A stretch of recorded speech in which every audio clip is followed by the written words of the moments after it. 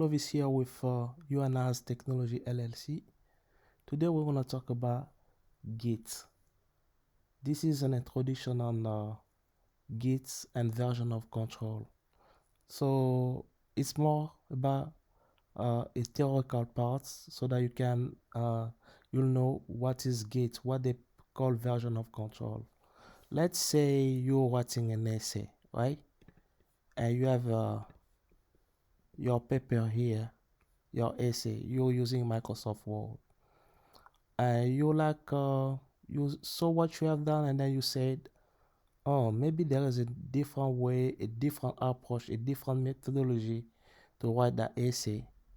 And you're like, okay, I want to create a new file, but um, I want to save a copy of what I have done before. So you pretty much save this as a copy, and then you add a new file where you're making modification. Most people, they do that so that they cannot lose what they have before, and if there is a need really to change it, then they're gonna go with the new idea they have there. So instead of doing this while we're coding, we have a better way actually to save our copy, and we use Git. Git help us actually to save a state of a work we're doing or we were doing at some point of time using some command. So let's say you want like maybe AB in this here, and while saving it, we're gonna do mostly we do copy,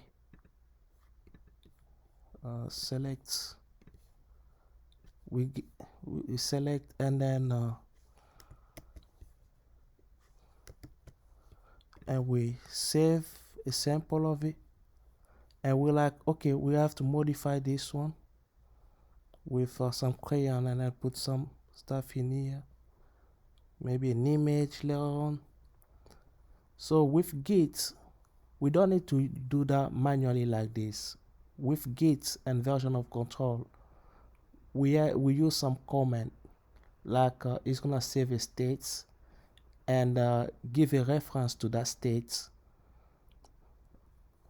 so that we can, if we decide to go back and see what we had at the moment, we're gonna still have it. And pretty much this is what version of control helps us, and it helps us also to work in coordination with many people at the same time working in the same projects. That's it.